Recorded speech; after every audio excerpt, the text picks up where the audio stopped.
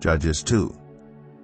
The angel of the Lord went up from Gilgal to Bokim, and said, I brought you up out of Egypt, and led you into the land I swore to give to your ancestors. I said, I will never break my covenant with you, and you shall not make a covenant with the people of this land, but you shall break down their altars. Yet you have disobeyed me. Why have you done this?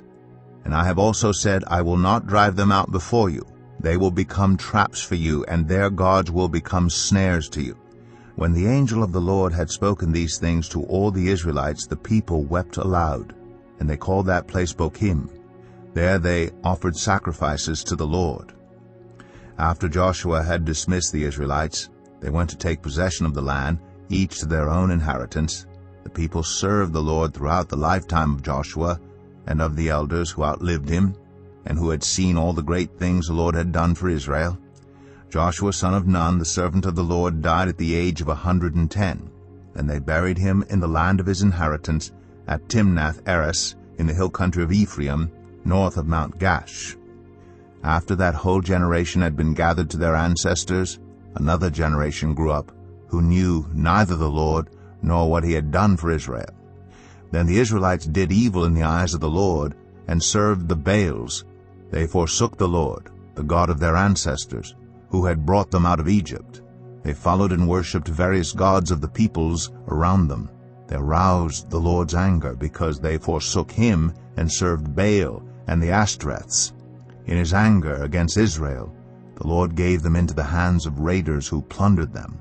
He sold them into the hands of their enemies all around, whom they were no longer able to resist.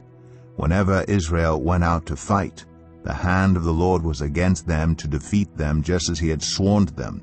They were in great distress. Then the Lord raised up judges, who saved them out of the hands of these raiders. Yet they would not listen to their judges, but prostituted themselves to other gods and worshipped them. They quickly turned from the ways of their ancestors, who had been obedient to the Lord's commands. Whenever the Lord raised up a judge for them, he was with the judge and saved them out of the hands of their enemies as long as the judge lived. For the Lord relented because of their groaning under those who oppressed and afflicted them.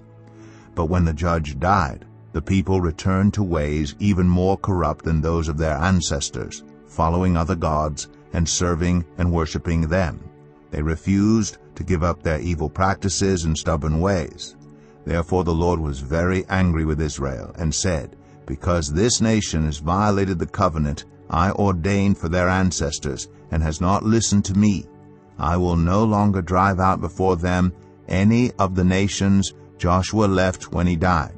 I will use them to test Israel, and see whether they will keep the way of the Lord and walk in it as their ancestors did. The Lord had allowed those nations to remain. He did not drive them out at once by giving them into the hands of Joshua.